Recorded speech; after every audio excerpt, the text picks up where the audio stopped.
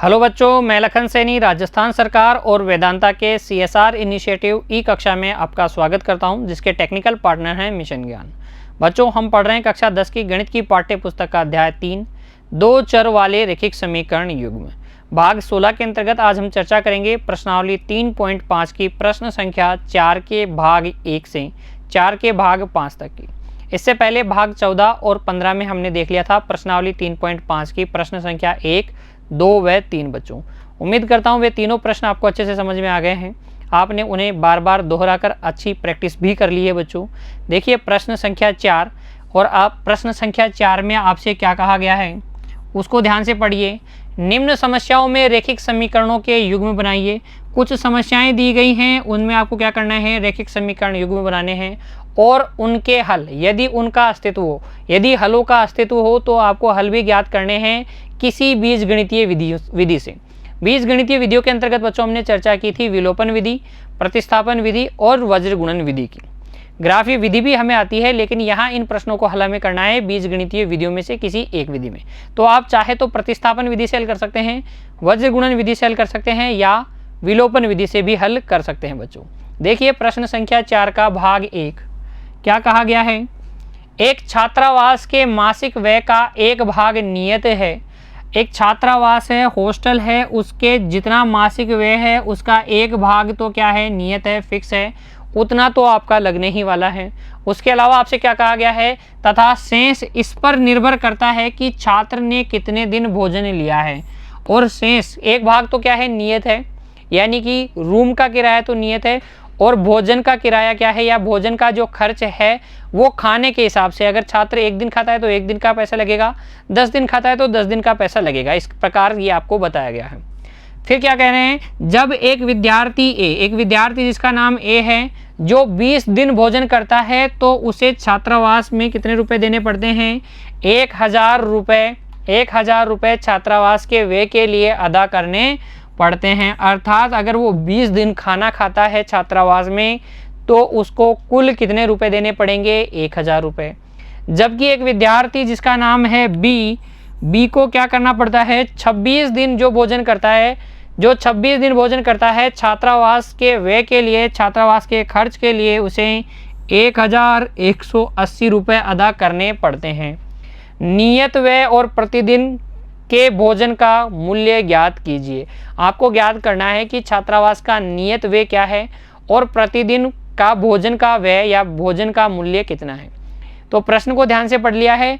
अब देखिए, जो अज्ञात राशियां हैं उनको चरों के रूप में मानिए, रैखिक समीकरण युग्म बनाइए और फिर किसी एक बीजगणितीय विधि से हल कर लीजिए।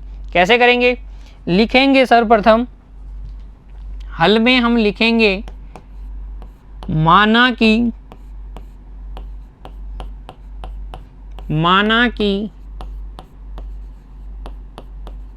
छात्रावास का नियत व्यय या खर्च वो है x रुपये तथा बच्चों प्रतिदिन भोजन का मूल्य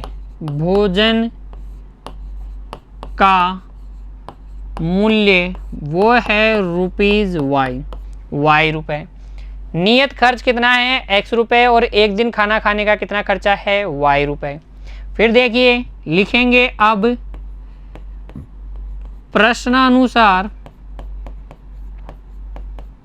प्रश्नानुसार क्योंकि ए को 20 दिन भोजन लेने पर छात्रावास का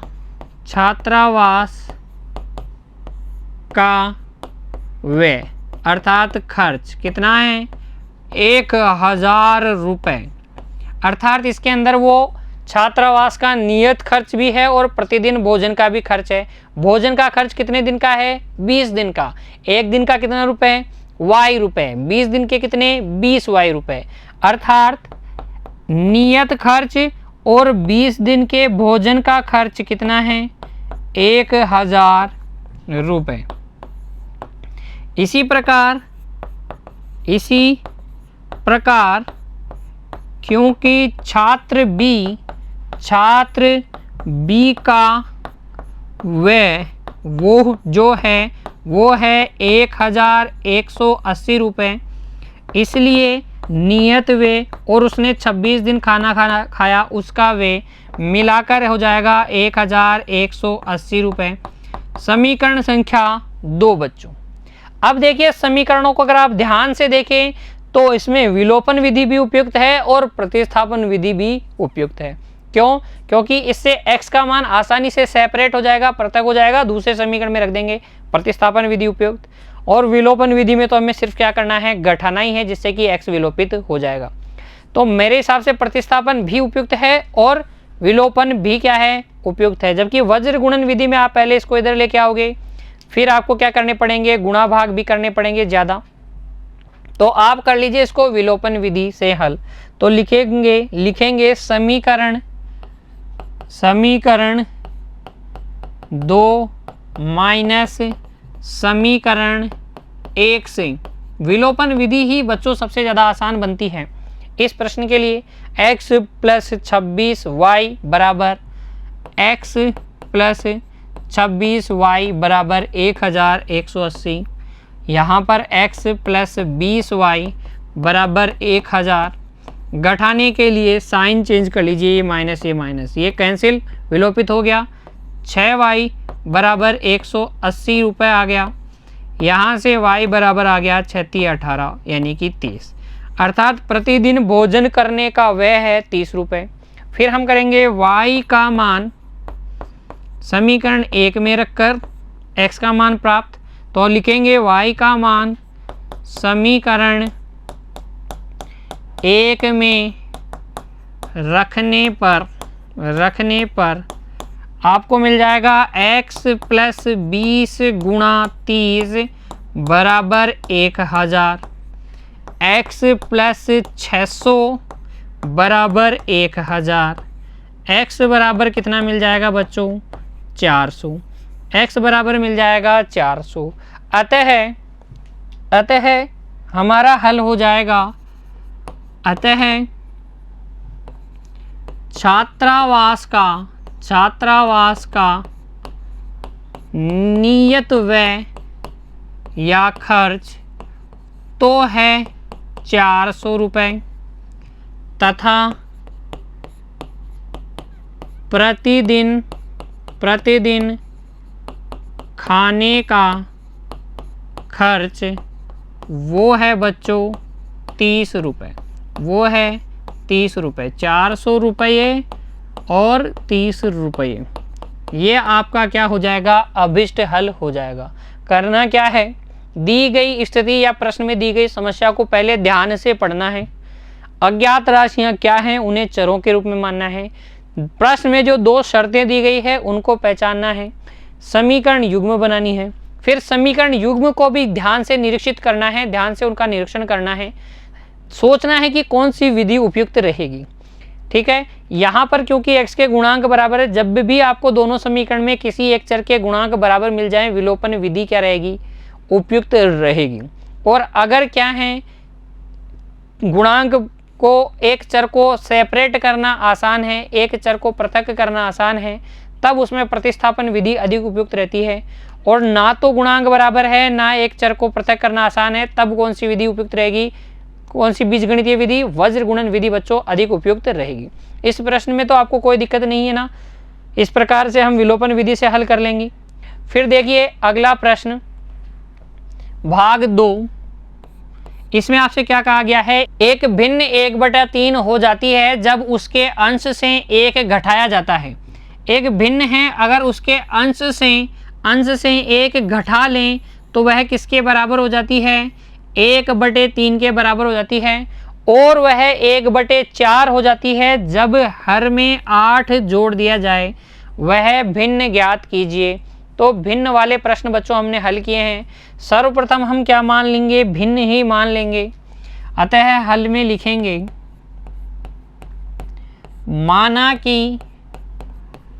माना कि अभिष्ट भिन्न बराबर है x बटे वाई। अंश बटे हर के रूप में मानी जाती है हमेशा भिन्न। अंश मैंने x माना है, हर मैंने y माना है। अब देखिए प्रश्नानुसार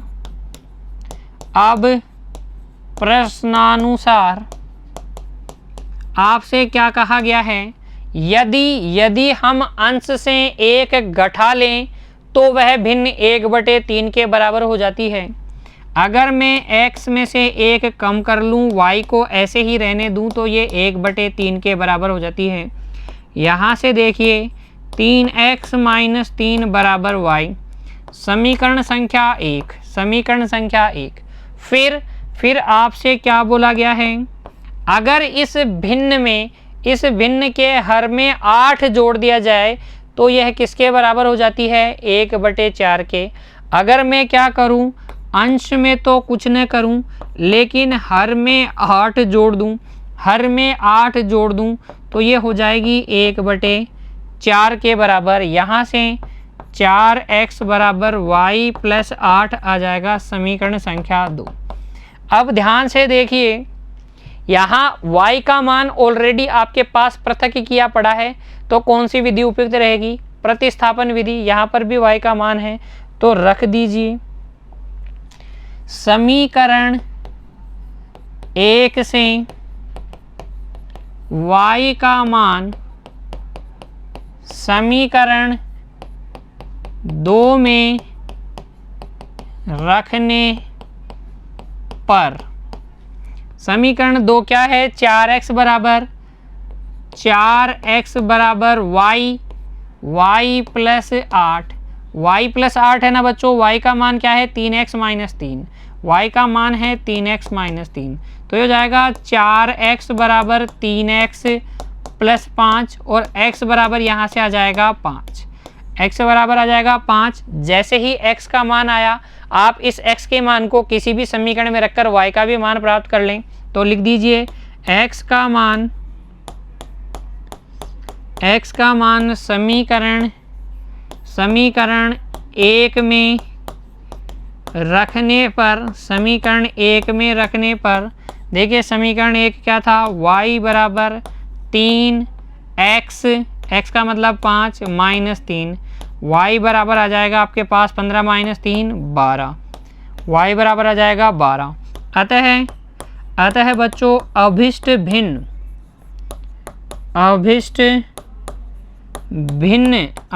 भिन्न हो जाएगी हमारे पास x बटे वाई अर्थात 5/12। देखिए अगर अब आप अंश में से एक घटा लेंगे तो 4/12 अर्थात 1/3, और इसमें 8 जोड़ देंगे तो 5/20 अर्थात 1/4 ये बन जाएगी।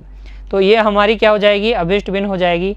वापस से कंसेप्ट यही है बच्चों, प्रश्न को ध्यान से पढ़ें, बीजगणितीय निरूपण करें, दोनों समीकरणों को ध्यान से देखें, कोई सी भी एक बीजगणितीय विधि से हल कर लें। मैंने इसको प्रतिस्थापन विधि से हल किया है, आप चाहे तो वज्रगुणन विधि से हल कीजिए या फिर विलोपन विधि का प्रयोग कीजिए। हल आपके पास 5/12 ही आने वाला है, अभिष्ट भिन्न 5/12 ही आएगी। अब बढ़ जाते हैं आगे देखिए बच्चों, भाग 3, प्रश्न संख्या 4 का भाग 3। देखिए बच्चों, यश ने एक टेस्ट में 40 अंक अर्जित किए जब उसे प्रत्येक सही उत्तर पर 3 अंक मिले तथा अशुद्ध उत्तर पर 1 अंक की कटौती की गई। अगर यश टेस्ट देता है, कुल प्रश्नों में से वह जितने सही करता है उस पर उसको 3 अंक मिलते हैं और जितने गलत कर देता है उस पर 1 अंक की कटौती की जाती है, तो यश को कितने अंक प्राप्त होते हैं, 40 अंक प्राप्त होते हैं। फिर आगे आपसे कहा गया है, यदि उसे सही उत्तर पर 4 अंक मिलते और अशुद्ध उत्तर पर 2 अंक कटते तो यश 50 अंक अर्जित करता। टेस्ट में कितने प्रश्न थे ये आपको ज्ञात करना है। तो देखिए बच्चों, हल में हम सर्वप्रथम मान लेंगे माना यश ने टेस्ट में कुल प्रश्नों में से x के सही जवाब तथा y के अशुद्ध जवाब या उत्तर दिए। मान लें कि जितने भी कुल प्रश्न थे उनमें से x के सही जवाब दिए और y के उसने गलत जवाब दिए। समझिएगा बच्चों, अतः हमने क्या कहा है कि टेस्ट के अंदर x प्लस y प्रश्न थे। कुल प्रश्नों में से x सही और y गलत है, तो टोटल तो कितने हो गए, x प्लस y हो गए ना। तो यहाँ लिख भी दीजिए, अतः टेस्ट में कुल प्रश्न बराबर कितने हैं, x प्लस y। अब देखिए प्रश्नानुसार अगर सही उत्तरों के लिए 3 अंक दें, एक सही उत्तर के लिए 3 अंक, तो x सही उत्तर के लिए कितने हो जाएंगे, 3x, और गलत उत्तर के लिए 1 काटा जाएगा, तो y गलत के लिए y अंक काटे जाएंगे। यश को कितने अंक मिलेंगे, 40। ये बात समझ में आई क्या। यश के कुल अंक हमने 3 और 1 के हिसाब से कैलकुलेट किए हैं, 3 सही उत्तर के लिए, 1 गलत उत्तर के लिए। तो सही उत्तरों में तो उसको कितने मिले, 3x, गलत उत्तरों में कितने उसको मिले, -y अंक मिले, क्योंकि -1 से y को गुणा कर दिया। कुल मिलाकर दोनों को जोड़ दें, 3x और -y को जोड़ेंगे तो 3x - y बराबर कितना आने वाला है, 40। तथा बच्चों अगर देखिए उसको 4 अंक मिलते सही जवाब के लिए और 2 अंक कटते गलत जवाब के लिए, तो उसको कुल अंक कितने मिलते, 4x - 2y, जो कि कितना दिया गया है, 50 के बराबर। ये हो गई समीकरण संख्या 2। हल करेंगे किस विधि से, विलोपन विधि आसान बनेगी। देखो इसको 2 से गुणा कर दोगे तो गुणांक बराबर हो जाएंगे y के। तो हम लिखेंगे समीकरण 1 गुणा 2 से, समीकरण 1 को 2 से गुणा करोगे तो 6x - 2y बराबर 80। ये समीकरण संख्या मिल जाएगी आपको 3। समीकरण 2 और 3 को घटा लीजिए। लिखिए समीकरण 2 माइनस समीकरण 3 से, समीकरण 2 को ऊपर लिख लीजिए, 4x - 2y बराबर 50। 4x - 2y बराबर 50। 3 को घटाना है इसलिए उसको नीचे लिख लीजिए, 6x - 2y बराबर 80। तो ये हो गया माइनस, ये हो गया प्लस, ये हो गया माइनस। घटाने के लिए हम चिन्ह चेंज कर लेते हैं ना बच्चों। 4x में से 6x गया तो माइनस का 2x, ये माइनस का 2y प्लस का 2y कैंसिल, और यहाँ पर माइनस का आ जाएगा 30। यहाँ से x बराबर आ जाएगा 15। x बराबर कितना आ जाएगा बच्चों, 15। x के इस मान को किसी भी समीकरण में रखकर y का मान प्राप्त कर लेंगे। तो लिखेंगे x का मान समीकरण 1 में रखने पर, 1 में रख दीजिए तो 3x, x का अर्थ कितना है, x का अर्थ है 15 माइनस y बराबर कितना आना चाहिए, 40। ये हो गया 45 माइनस y बराबर 40, और y बराबर कितना आ जाएगा, 5। y बराबर कितना आ जाएगा, 5। तो यश ने कितने गलत प्रश्नों के उत्तर दिए, कितने प्रश्नों के उत्तर गलत दिए बच्चों, 5 प्रश्नों के उत्तर अशुद्ध दिए और 15 प्रश्नों के उत्तर शुद्ध दिए। कुल मिलाकर कितने प्रश्न थे, कुल मिलाकर प्रश्न थे x प्लस वाई। तो हम लिख देंगे अतः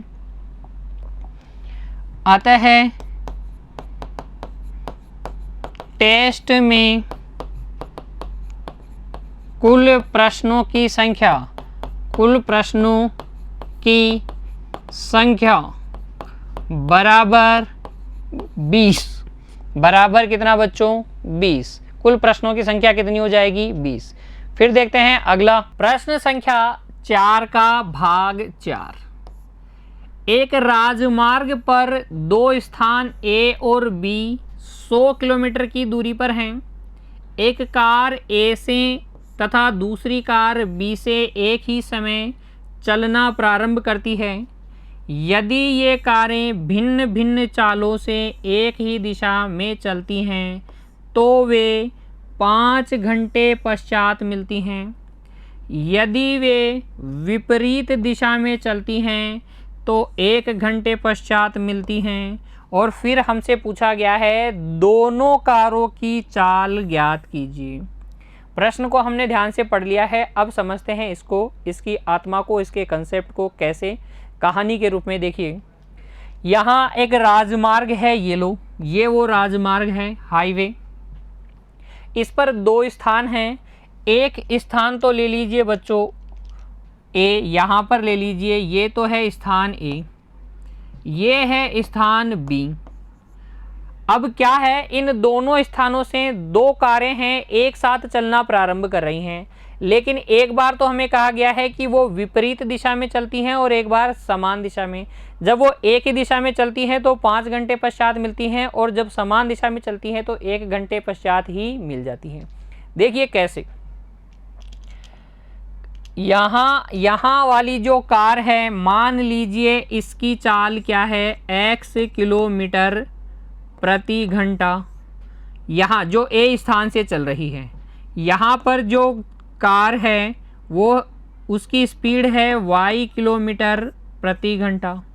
तो ये 2 कारें हैं, एक तो चलती है x किलोमीटर प्रति घंटे की स्पीड से, एक चलती है y किलोमीटर प्रति घंटे की स्पीड से।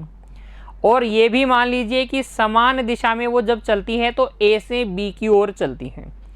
अर्थात देखो स्थिति 1, जब कारें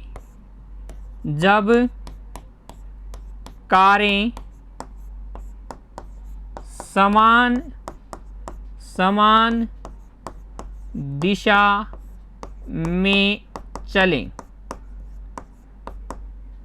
तो देखो जब वो समान दिशा में चल रही है तो उनको मिलने में 5 घंटे लग रहे हैं।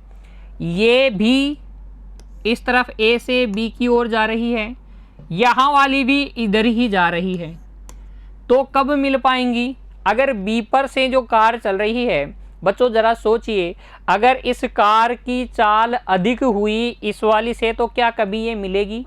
क्या ये A से चलने वाली कार उसको पकड़ पाएगी? बिल्कुल नहीं पकड़ पाएगी। तो आप ये जनरल सेंस से, सामान्य ज्ञान से समझ सकते हैं कि अगर A से चलने वाली कार A से B की तरफ और B वाली भी उसी तरफ चल रही है तो मिलेंगी कब? जब ये x ज़्यादा होगा। इस स्थिति में x का मान ज़्यादा होगा, और क्योंकि मिलने में लगा समय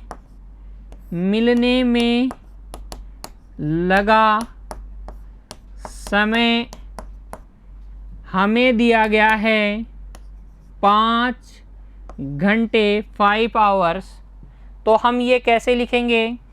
इसलिए दूरी बटे परिणामी चाल, ये एक नया कंसेप्ट आपके सामने आ गया, परिणामी चाल वाला। अभी तक तो हम समय दूरी बटे चाल से ही निकाल रहे थे, ये क्या है? परिणामी चाल। देखिए बच्चों, जब दो गाड़ियाँ एक ही दिशा में चलती हैं तो हमें उनकी परिणामी चाल की गणना करनी होती है। परिणामी चाल की गणना एक ही दिशा के लिए हम कैसे करते हैं? याद रखिएगा, एक ही दिशा में अगर 2 गाड़ियाँ चल रही हैं, उनकी स्पीड x किलोमीटर प्रति घंटा और y किलोमीटर प्रति घंटा है, तो परिणामी जो चाल होगी, परिणामी चाल वो होगी पीछे वाली गाड़ी की चाल में से आप आगे वाली गाड़ी की चाल घटा देंगे, अगर वो मिल रही है तो। अधिक गति वाली में से कम गति वाली को घटा दीजिए, परिणामी चाल आ जाएगी। आप ऐसे सोच सकते हैं कि अगर वो दोनों एक ही दिशा में जाएंगी तो दोनों को मिलने में अधिक समय लगेगा। देखिए, ये अगर ये यहीं खड़ी रहती तो तुरंत पहुंच जाती, लेकिन वो भी आगे चले जा रही है, इसका मतलब मिलने में अधिक समय लगने वाला है, ऐसा हम समझ सकते हैं। मिलने में अधिक समय लगेगा, इसका मतलब चाल ज़रूर क्या रही होगी? कम रही होगी। और कम का मतलब हम किससे लगाएंगे? घटाने से लगाएंगे। एक ही दिशा में चलेगी तो परिणामी चाल x माइनस वाई किलोमीटर प्रति घंटा। और अगर वो विपरीत दिशा में चलें, विपरीत दिशा में चलें और मिलें तो उनको किस तरीके से चलना पड़ेगा, एक दूसरे की ओर चलना पड़ेगा। इसे भी विपरीत दिशा बोलते हैं बच्चों, इसे भी विपरीत दिशा ही बोलते हैं। एक इधर जा रही है, एक इधर, लेकिन इस स्थिति में अगर वो ऐसे चल रही है तो कभी मिलेंगी क्या, ये हमेशा दूर ही हटेंगी। इस स्थिति में विपरीत दिशा में चलने पर कब मिलती है, जब वो एक दूसरे की ओर चले। अब वापस से सोचिए, जब ये दोनों कारें स्थिति 2 में, देखिए स्थिति 2 पर भी विचार कर लेते हैं, स्थिति 2 पर विचार कर लेते हैं साथ में ही। स्थिति 2, जब दोनों कारें विपरीत दिशा में चले, जब दोनों कारें विपरीत दिशा में चलें तब दोनों को मिलने में लगा समय, दोनों को मिलने में लगा समय वो है 1 घंटा। इसलिए दूरी बटे परिणामी चाल, यहाँ पर भी दोनों की क्या आएगी, परिणामी चाल बराबर आ जाएगा 1 घंटा।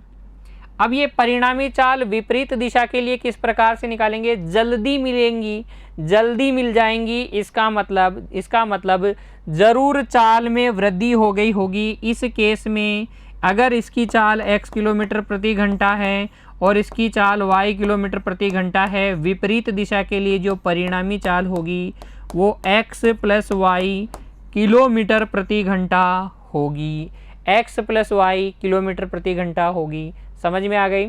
तो जब भी आपको दो गाड़ियों की बात की जाए, वो समान और विपरीत दिशा में चलने की बात की जाए, तो आप तुरंत निकालेंगे परिणामी चाल। पहले विपरीत, अगर समान दिशा है तो x माइनस वाई किलोमीटर प्रति घंटा और विपरीत दिशा है तो x प्लस वाई किलोमीटर प्रति घंटा। अब देखिए स्थिति 1 में, क्योंकि परिणामी चाल क्या है, दूरी तो हमें पता है, दोनों के बीच की दूरी है 100 किलोमीटर, परिणामी चाल है x माइनस वाई बराबर है 5। और यहाँ से जब हम हल करेंगे तो हमें मिल जाएगा x माइनस वाई बराबर 20। समीकरण संख्या 1। स्थिति 1 से हमने समीकरण संख्या 1 बना ली। स्थिति 2 से हम समीकरण संख्या 2 बना लेंगे। यहाँ पर भी दूरी क्या है 100, लेकिन विपरीत दिशा के लिए परिणामी चाल x गुणा x प्लस वाई बराबर 1। वज्र गुणा कर लीजिए, x प्लस वाई बराबर आपको मिल जाएगा 100। समीकरण संख्या 2। तो ये है कंसेप्ट इस प्रश्न का। अब आपको अगर कंसेप्ट समझ में आ गया है तो हल करने में तो कोई प्रॉब्लम ही नहीं होगी, क्योंकि हमने प्रश्न को ध्यान से पढ़ा। हमें पता है दो स्थान हैं एक राजमार्ग पर A और B। एक गाड़ी A से चल रही है, उसी समय एक दूसरी गाड़ी B से चल रही है। A से चलने वाली गाड़ी x किलोमीटर प्रति घंटे की चाल से चल रही है, B से चलने वाली जो कार है, जो गाड़ी है, वो y किलोमीटर प्रति घंटे की चाल से चल रही है। अगर ये समान दिशा में चलती है तो मिलने में 5 घंटे लगते हैं। कैसे निकालेंगे ये 5 घंटे? दूरी बटे परिणामी चाल से। समान दिशा के लिए परिणामी चाल x माइनस वाई, तो 100 बटे x माइनस वाई बराबर 5। ये 5 इधर आके बटे में आ जाएगा, x माइनस वाई उधर चला जाएगा, तो x माइनस वाई बराबर 100 बटे 5 अर्थात 20। x माइनस वाई बराबर 20 समीकरण संख्या 1। फिर जब दोनों विपरीत दिशा में चलती है तो दोनों कारों को मिलने में लगा समय 1 घंटे। दूरी 100 है, परिणामी चाल क्या है x प्लस वाई है, बराबर आएगा 1। यहाँ से x प्लस वाई बराबर 100। दूसरी समीकरण, रेखिक समीकरण युग्म हमें प्राप्त हो गई। हल करने की हमारे पास 3 बीजगणितीय विधियां हैं, एक ग्राफीय विधि है। चारों में से किसी भी विधि का प्रयोग करके हम x तथा y का मान निकाल सकते हैं। देखिए यहाँ पर सिंपल है, y का गुणांक क्या है, इधर -1 है, इधर +1 है। तो क्योंकि गुणांक का संख्यात्मक मान बराबर है, चिन्ह विपरीत है, इसलिए विलोपन विधि का प्रयोग करेंगे। तो समीकरण 1 और 2 को जोड़ लीजिए, विलोपन विधि से हल कर लीजिए बच्चों। समीकरण लिखिए समीकरण 1 प्लस समीकरण 2 से जब आप जोड़ेंगे तो इधर तो आ जाएगा 2x, इधर आ जाएगा आपके पास कितना 100 प्लस 20, 100 प्लस 20 किसके बराबर 120 के बराबर, और यहाँ से x बराबर आ जाएगा 60 तथा x का मान किसी भी एक समीकरण में रख दीजिए। समीकरण 1 में रखने पर समीकरण 1 क्या है x माइनस वाई बराबर 20, x का मान है 60 माइनस वाई बराबर 20, और यहाँ से y का मान आ जाएगा बच्चों 40। x का मान 60 और y का मान 40, ठीक है। अतः लिख देंगे बच्चों कारों की अभिष्ट चालें जो हमें ज्ञात करनी थी वो आ जाएगी 60 किलोमीटर प्रति घंटा और दूसरी वाली की 40 किलोमीटर प्रति घंटा। एक कार को 60 किलोमीटर प्रति घंटे से चलना होगा, दूसरी कार को 40 किलोमीटर प्रति घंटे से चलना होगा। इस तरीके से हल कर लेंगे हम प्रश्न संख्या 4 के भाग 4 को। इस कंसेप्ट को ज़रूर समझ लीजिएगा बच्चों। परिणामी चाल के कंसेप्ट को समान दिशा और विपरीत दिशा के लिए समय बराबर होता है दूरी बटे चाल, लेकिन यहाँ हम परिणामी चाल लेंगे चाल के स्थान पर, क्योंकि समान दिशा और विपरीत दिशा में जब दो कारें चल रही हैं तो समय की गणना हम उनकी परिणामी चाल से करते हैं। स्थिति 1 और स्थिति 2 से आपको 2 समीकरण मिल जाएंगे। यहाँ आप लिख दीजिएगा, क्या लिख देंगे बच्चों, माना कि दोनों कारों की चालें क्रमशः x किलोमीटर प्रति घंटा व y किलोमीटर प्रति घंटा हैं। फिर स्थिति 1 से आप एक समीकरण बना लीजिए, स्थिति 2 से दूसरा समीकरण बना लीजिए, विलोपन विधि का प्रयोग करके हल कर लीजिए। अभिष्ट चालें आ जाएंगी 60 किलोमीटर प्रति घंटा और बच्चों 40 किलोमीटर प्रति घंटा। इस तरीके से हल कर लेंगे हम इस प्रश्न को, ठीक है, कोई दिक्कत नहीं है ना। चलिए बढ़ते हैं अगले प्रश्न की ओर। देखिए प्रश्न संख्या 4 का भाग 5। इसमें देखिए आपसे क्या कहा गया है, एक आयत का क्षेत्रफल 9 वर्ग इकाई कम हो जाता है यदि उसकी लंबाई 5 इकाई कम कर दी जाती है और चौड़ाई 3 इकाई बढ़ा दी जाती है। यदि हम लंबाई को 3 इकाई और चौड़ाई को 2 इकाई बढ़ा दें तो क्षेत्रफल 67 वर्ग इकाई बढ़ जाता है। आयत की विमाएं ज्ञात कीजिए। तो बात चल रही है किसी आयत की, तो आयत देख लेते हैं बच्चों। एक इस प्रकार से आपके पास एक आयत है। अब इसकी विमाएं हमें पता नहीं है। इसकी लंबाई आप मान लीजिए x, इसकी चौड़ाई आप मान लीजिए y।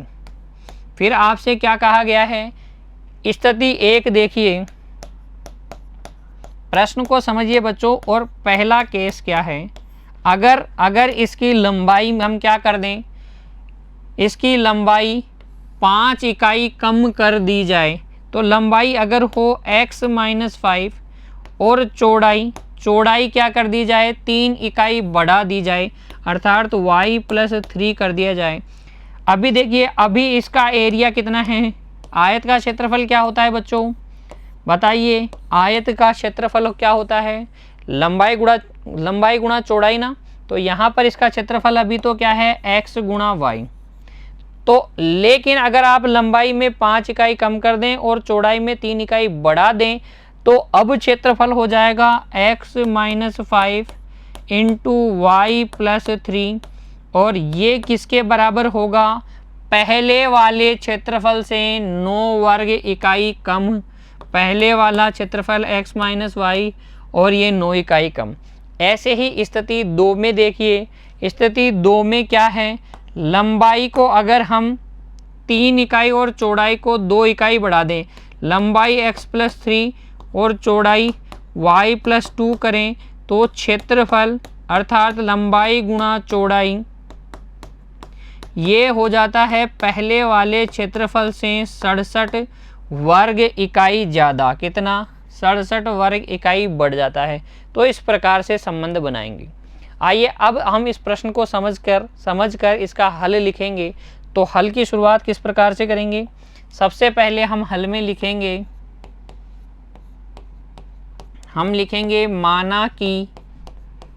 माना कि आयत की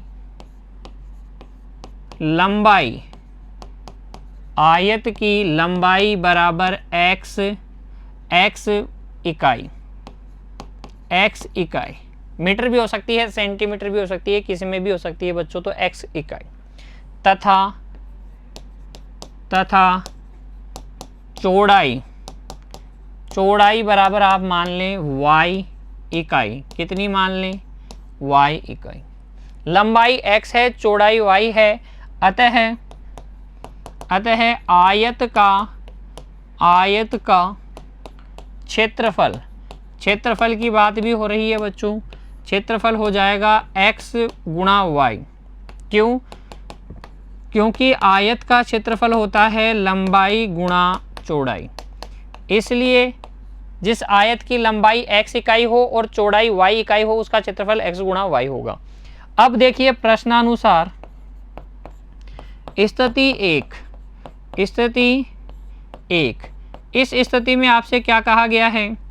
यदि लंबाई, आयत की लंबाई क्या हो, 5 इकाई कम कर दी जाए, यानी कि x - 5 इकाई हो, तथा चौड़ाई क्या कर दी जाए, 3 इकाई बढ़ा दी जाए। ऐसे ही कहा गया था ना, लंबाई 5 इकाई कम कर दी जाए और चौड़ाई 3 इकाई बढ़ा दी जाए, अर्थात चौड़ाई हो y+3 इकाई।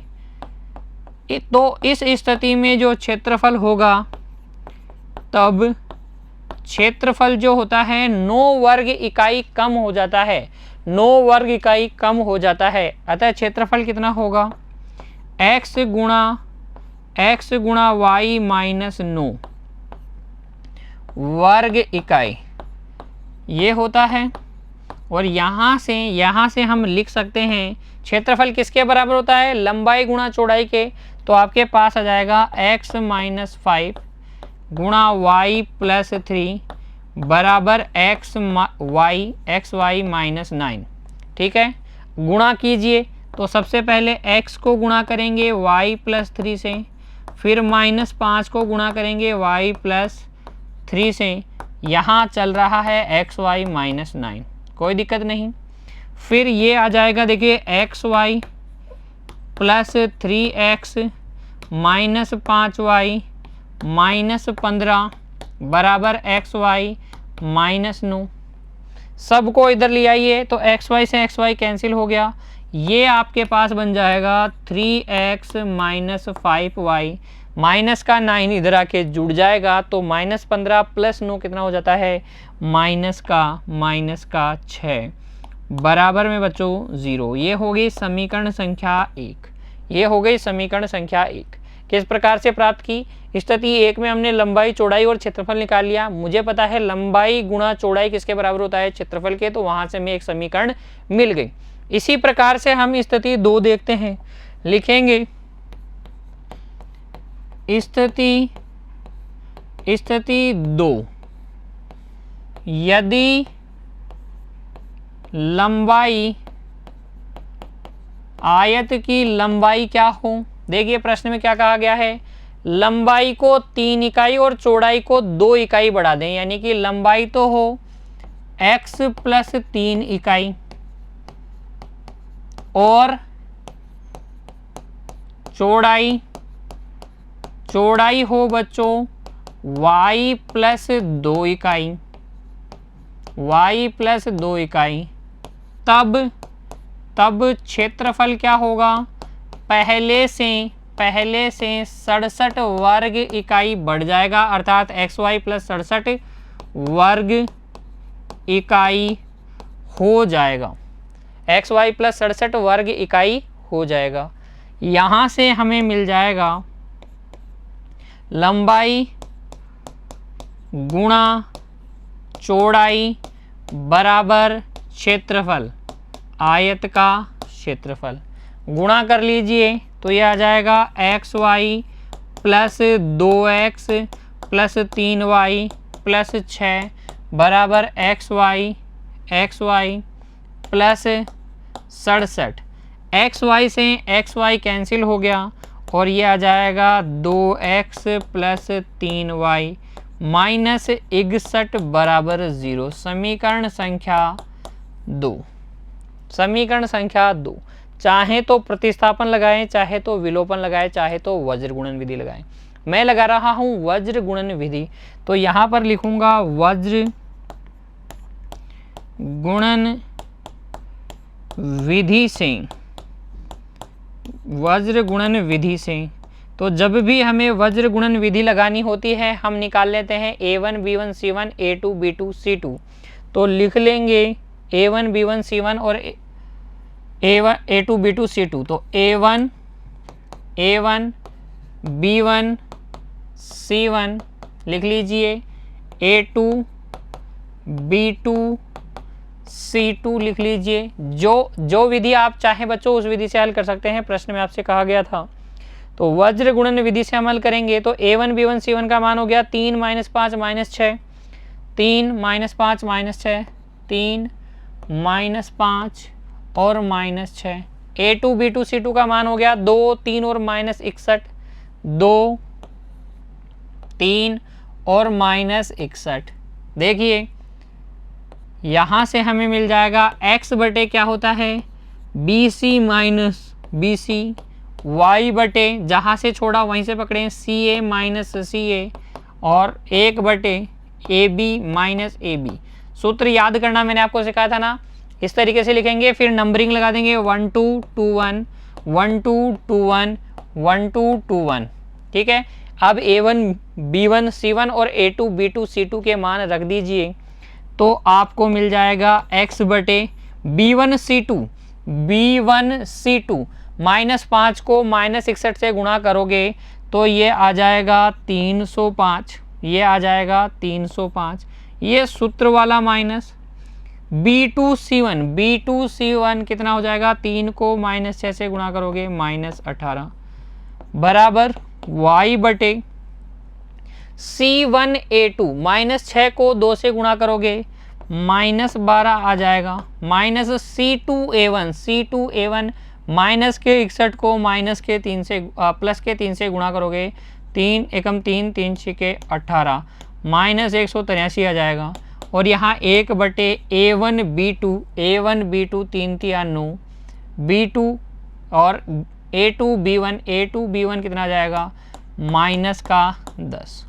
ये बच्चों आपको मिल जाएगा। देखो x बटे 305 में 18 जोड़ो, 305 में 18 जोड़ोगे 323 हो जाएगा, 323 बराबर y बटे ये माइनस माइनस प्लस हो जाएगा, 183 में से 12 घटाओगे 171 आ जाएगा, क्या 171 आ जाएगा, -9 -10 1 बटे 19।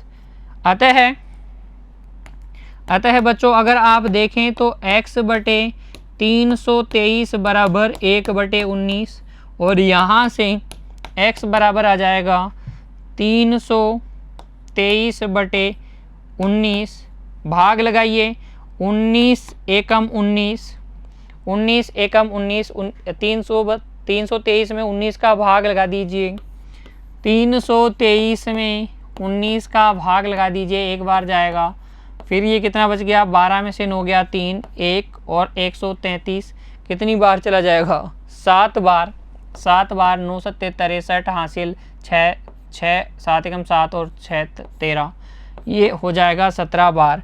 तो x का मान आ जाएगा 17 तथा y बटे 171 बराबर हो जाएगा 1 बटे 19। दूसरे और तीसरे से देखें तो यहाँ से y का मान आ जाएगा 19 नाम 163 171 बच्चों। 19 से 9 बार कट जाएगा, 9 बार कट जाएगा तो y का मान आ जाएगा 9। x का मान आया 17, y का मान आया 9। हमें x तथा y नहीं, हमें निकालना था लंबाई तथा चौड़ाई। लंबाई कितनी है? लंबाई है x, चौड़ाई है y। अतः लिख देंगे क्या लिखेंगे बच्चों? अतः अभिष्ट आयत की विमाएं क्या हो जाएंगी? 17 इकाई व बच्चों कितनी? 9 इकाई। 17 इकाई व 9 इकाई। अभिष्ट आयत की विमाएं हो जाएंगी 17 इकाई व 9 इकाई। इस प्रकार से आप प्रश्न संख्या 4 के भाग 5 को हल कर लेंगे। 4 के भाग 5 को हल कर लेंगे बच्चों। ये थे बच्चों प्रश्नावली 3.5 के सभी सवाल हमने हल किए। उम्मीद करता हूँ कि आपको अच्छे से समझ में आ गए हैं। आप पुनः एक बार इनको दोहराएंगे। खुश रहिए बच्चों, पढ़ते रहिए। धन्यवाद।